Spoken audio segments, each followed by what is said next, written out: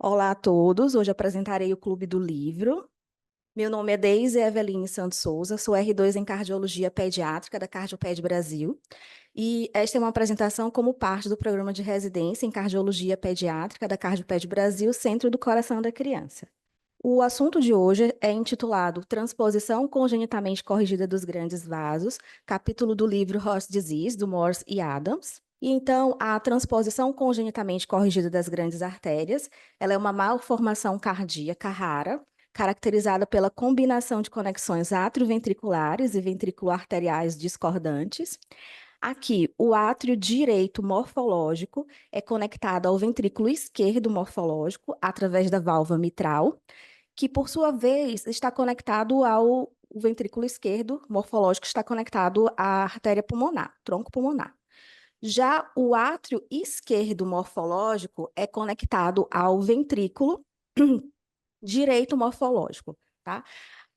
Pela válvula mitral, tricúspide, desculpa. E aqui, por sua vez, está conectado à aorta. Devido a essa dupla discordância, o retorno venoso sistêmico ele é bombeado para os pulmões, enquanto que o retorno venoso pulmonar é direcionado aqui para o corpo, através da aorta. Então, no contexto de arranjo atrial usual em sitos sólidos, o ventrículo esquerdo morfológico ele está posicionado à direita. E a aorta, surgindo do ventrículo direito morfológico, está mais comumente do lado esquerdo. A TCGA, ela então é uma condição incomum. Então, dados de várias fontes vão sugerir uma prevalência de 0,03 por mil nascidos vivos, representando aproximadamente 0,4% das malformações cardíacas congênitas e 4% dos defeitos conotroncais. A maioria desses pacientes terá citos sólidos e cerca de 5% citos inversos. Estudos baseados na população continuam a apoiar a possível importância de fatores ambientais na etiologia dessa condição. Ainda assim, a ocorrência familiar e as investigações de biologia molecular sugerem a importância de uma influência genética, já que existe um risco de recorrência da doença cardíaca congênita entre os parentes de primeiro grau, que variam de 2 a 5%. Morfogeneticamente, o tubo cardíaco primitivo ele é ancorado em uma extremidade pelo seio venoso e em outra extremidade pelo trunco arterioso, né? E ele faz um looping à esquerda e não um looping à direita, como no coração normal. Esse looping cardíaco anormal traz o ventrículo esquerdo morfológico para a direita e o ventrículo direito morfológico para a esquerda. Então, aqui a gente tem uma discordância atrioventricular e uma discordância ventrículo-arterial. Então, 5% dos pacientes com TCGA terão citos inversos, né, como já foi comentado. Além disso, aproximadamente 20% estarão com uma apresentação em destrocardia ou mesocardia.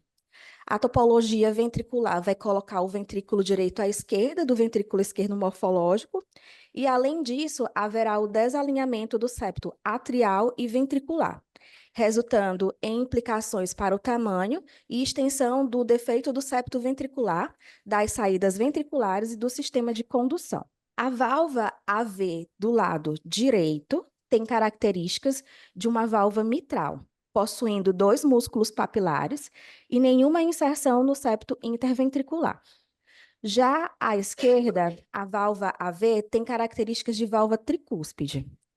E essa válvula, frequentemente, ela é anormal, com um posicionamento mais anterior, o que traz o folheto septal para uma lacuna criada pelo desalinhamento septal do septo membranoso, o que pode formar uma obstrução na via de saída do ventrículo esquerdo. Essa obstrução, ela pode assumir a forma de atresia funcional ou atresia verdadeira da válvula aórtica, bem como anomalias obstrutivas do arco aórtico. As lesões associadas, elas vão ocorrer em aproximadamente 90% dos casos, sendo as anomalias mais frequentes o defeito do septo ventricular, que vai ocorrer em 80% dos casos de TCGA, a obstrução da via de saída do VE, né, que é a saída pulmonar, que ocorre de 30% a 50% dos pacientes, né, com TCGA e citos sólidos atrial. Geralmente, essa ocorrência vai estar associada a uma CIV. E também ocorre lesão da válvula tricúspide. Aqui, ela acontece em aproximadamente 90% dos casos e vai ser caracterizada por displasia da válvula, que pode ser com ou sem deslocamento dos folhetos septais ou posteriores da tricúspide. Normalmente, as artérias coronárias, elas saem dos seios posteriores da válvula aórtica. Porém, na configuração de citosólitos atrial associado com o TCGA, essa disposição das coronárias vão seguir uma distribuição de imagem espelhada. Então, a artéria coronária do lado direito tem uma distribuição epicárdica de uma artéria coronária esquerda morfológica, e a principal artéria coronária do lado direito, ela se bifurca em ramos circunflexo e descendente anterior, enquanto que a artéria coronária do lado esquerdo, ela vai correr o sulco atrioventricular esquerdo e dará origem aos ramos infundibular e marginal. O quadro clínico desses pacientes podem ser agrupados de 4 formas. Os pacientes assintomáticos, esses frequentemente apresentam uma segunda bulha hiperfonética em decorrência de uma posição mais anterior da válvula aórtica. Temos pacientes que apresentam insuficiência cardíaca, ela vai estar geralmente relacionada à presença da CIV, da regurgitação significativa da válvula V sistêmica e de bradiarritmias. Os pacientes com cianose vão ter essa configuração atribuída a uma fisiologia de desvio direito, de desvio da direita para a esquerda, do tipo tetralogia de Fallot, que configura uma estenose pulmonar associada a CIV. Já os pacientes com arritmia, eles têm uma evolução natural para bloqueio atrioventricular total. No exame físico, então, geralmente esses pacientes terão o segundo som cardíaco acentuado, frequentemente palpável, único. No geral, os pacientes eles são acianóticos, tá? A menos que haja estenose pulmonar grave junto com um defeito do septo ventricular. Outros achados físicos refletem lesões associadas, como, por exemplo, os pacientes que possuem um defeito no septo ventricular, com estenose pulmonar ou insuficiência da válvula V sistêmica. A presença de achados sugestivos de regurgitação em um neonato pode levar em consideração a TCGA e uma válvula V sistêmica normal. Nos exames complementares, né? Embora se pense que a radiografia de tórax forneça informações úteis no diagnóstico de avaliação desses pacientes, essas observações são provavelmente mais pertinentes no bebê ou criança mais velha do que nos neonatos. A radiografia de tórax do paciente com levocardia, citosólitos atrial e TCGA pode refletir a junção de uma válvula V anormal. A relação espacial mais comum das grandes artérias na TCGA é a disposição lado a lado, ou oblíqua, com a aorta mais à esquerda. Isso vai se manifestar na radiografia simples de tórax, na projeção frontal, como uma deformidade na borda mediastinal superior esquerda, caracterizado por uma proeminência convexa em suas porções média e superior, com uma concavidade leve na posição antecipada do tronco pulmonar. Existem outros achados radiográficos que refletem a presença de lesões associadas, como a cardiomegalia nos pacientes com defeito do septo ventricular. Em relação ao eletrocardiograma, normalmente a ativação elétrica dos ventrículos, ela começa no septo interventricular e ela é disponibilizada da esquerda para a direita, em uma direção ligeiramente anterior. Nos casos de transposição congenitamente corrigida das grandes artérias, como ocorre a inversão ventricular, suas paredes e ramos do feixe ventricular estarão invertidos. Portanto, essa ativação elétrica, ela vai ser orientada de forma inversa, então da direita para a esquerda, e geralmente em uma direção mais superior e anterior. Isso vai ser representado por uma reversão do padrão normal das ondas Q nas derivações precordiais. Sendo assim, as ondas Q estarão presentes nas derivações precordiais direitas, mas ausentes nas derivações precordiais esquerdas. Outras alterações que são encontradas são a reversão da disposição na onda Q, né, nas derivações precordiais, como já foi comentado, complexos QS nas derivações precordiais direitas, grandes ondas Qs em D3 e AVF, desvio do eixo para a esquerda e bloqueio atrioventricular completo, congênito ou pós-cirúrgicos. O bloqueio atrioventricular completo, ele está presente em cerca de 4% dos pacientes ao nascer. E essa incidência ao longo da vida, ela aumenta para 20 a 30%. Então, é imperativo, por esse motivo, que todos os pacientes tenham acompanhamento a longo prazo. Em relação ao ecocardiograma, né? O exame, ele deve começar com a definição dos citos. No paciente com citos inversos, a aorta ela fica à direita da coluna, com a veia cava inferior à esquerda e o átrio direito morfológico à esquerda. Isso é importante porque 5% dos casos de TCGA, eles ocorrerão no cenário de citos inversos.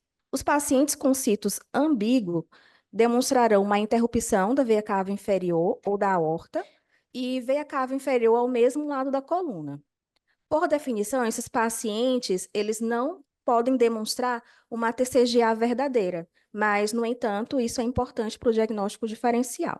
No corte subcostal, ele vai ser importante na identificação dos casos de TCGA, porque eles permitem a identificação de imagens de todas as câmeras e vasos, e a partir dessa posição, a primeira pista para a presença da discordância AV é o desalinhamento significativo entre os septos atrial e ventricular. Existem outras características que diferenciam o ventrículo direito morfológico do ventrículo esquerdo, dentre eles o deslocamento apical relativo da válvula V, que ocorre no ventrículo direito, a válvula V de 3 folhetos, né, tricúspide, versus de 2 folhetos na mitral, fixações septais da válvula tricúspide, a presença de uma banda moderadora que ocorre no ventrículo direito, uma superfície endocárdica mural irregular no ventrículo direito em relação à superfície endocárdica livre do ventrículo esquerdo e um formato redondo ou triangular para a cavidade ventricular direita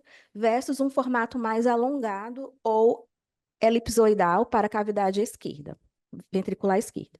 No corte paraesternal eixo longo, será demonstrado as duas artérias, as duas grandes artérias em paralelo, e a visualização de obstruções que podem ocorrer na via de saída aórtica ou pulmonar. Já no paraesternal eixo curto, a aorta com suas artérias coronárias geralmente estão numa posição para a esquerda e anterior em relação à artéria pulmonar bifurcada. Também é possível a visualização de conexão atrioventricular discordante, a orientação do septo ventricular, também a visualização da anatomia do folheto da válvula V e a visualização da distribuição do músculo papilar. A ressonância magnética, ela pode ser particularmente útil na avaliação dos pacientes antes do reparo anatômico e no acompanhamento, né, da função ventricular direita sistêmica. As medições de ressonância magnética do índice de massa do ventrículo esquerdo e da relação massa do ventrículo esquerdo, volume do ventrículo esquerdo, elas podem ser utilizadas como determinantes da adequação, né, do retreinamento desse ventrículo esquerdo. Né? O cateterismo, ele pode ser considerado na avaliação dos pacientes que ainda não fizeram, né, o procedimento cirúrgico, nos quais a resistência vascular pulmonar pode estar elevada, em pacientes com suspeita de colaterais aortopulmonares ou aqueles pacientes que apresentam cianose inexplicada, e também nos pacientes com anatomia anormal da artéria coronária, que não está muito bem definido. O manejo, né? Se o fluxo sanguíneo pulmonar for dependente de canal, pode ser indicado a instituição imediata de prostaglandina intravenosa. Se for um tipo de lesão que resulte em redução de pós-carga, é indicado o uso de diuréticos e também pode ser considerado o uso de beta-bloqueador. Uma proporção significativa dos pacientes pode desenvolver o bloqueio cardíaco completo, espontâneo ou pós-operatório, né? No bloqueio atrioventricular, ele ocorre principalmente no contexto de anomalias cardíacas associadas, o que pode resultar em bradicardia significativa, necessitando de marca-passo permanente. Então, dependendo do tamanho do paciente, da anatomia venosa, das lesões intracardíacas ixantes e tipo de reparo, a estimulação ela pode ser do tipo endocárdica, por meio de uma abordagem transvenosa, epicárdica ou uma combinação das duas. Aqui, já o manejo cirúrgico, ele vai incluir várias opções que são baseadas nas lesões associadas, nos efeitos hemodinâmicos e na manutenção do ventrículo direito na circulação sistêmica. No cenário da TCGA, o ventrículo direito, como ventrículo sistêmico, pode ser desfavorecido devido à geometria ruim, a uma fração de ejeção menor e a uma reserva e a uma menor reserva de fluxo coronário. Então, nesse cenário, é feita a indicação de uma bandagem pulmonar, no sentido de paliação do fluxo sanguíneo pulmonar aumentado, por proteger o leito vascular pulmonar do grande desvio da esquerda para a direita e porque ele permite a possibilidade de reparo anatômico completo no futuro. Ainda, na obstrução do trato de saída do ventrículo esquerdo para a artéria pulmonar, ela, nesses casos, pode ser ressecado localmente ou tratado com a colocação de um conduto do ventrículo esquerdo para a artéria pulmonar. Já nos casos em que ocorre displasia valvar da tricúspide grave, associado à regurgitação recorrente ou progressiva após o reparo, isso sugere uma substituição valvar quando possível. Já o manejo cirúrgico anatômico, ele serve para retornar o ventrículo esquerdo morfológico para a circulação sistêmica. Então, para isso, ele redireciona o sangue venoso por um desvio intraatrial. Nos pacientes com defeito do septo ventricular e que possuem obstrução na via de saída do ventrículo esquerdo, eles são tratados com uma operação de Senning-Rastelli. Então, ele vai combinar o Senning com o redirecionamento do defeito do septo ventricular e do ventrículo esquerdo para a aorta e a colocação de um conduto VDTP. Aqui a gente tem imagens, né, da operação do que se chama de double switch, que ocorre na TCGA. Em A, o reparo cirúrgico anatômico, há o reparo cirúrgico anatômico do double switch da TCGA, com o fechamento aqui do defeito do septo ventricular. Aqui o switch venoso atrial não é demonstrado. Já em B, há também um double switch que ocorre na transposição na TCGA, né, com obstrução do trato de saída do ventrículo esquerdo, que inclui um desvio anatômico do VE para a aorta, né, ou seja, um reparo de Rastelli. Aqui é demonstrado uma tabela em que apresenta-se os tipos de lesões associadas, os tipos de cirurgias paliativas, as correções fisiológicas e anatômicas. Então, a depender do tipo de lesão associada, a gente tem vários tipos de correções, né? Sejam elas paliativas, fisiológicas ou anatômicas. A gravidez, ela é bem tolerada nas pacientes com transposição congenitamente corrigida das grandes artérias, sendo o grupo de risco classificado entre aquelas que possuem sintomas de classe 3 a 4 de NIRA, insuficiência da válvula V moderada a importante ou função ventricular sistêmica ruim. Bem, essas são as referências do assunto, do capítulo. Obrigada.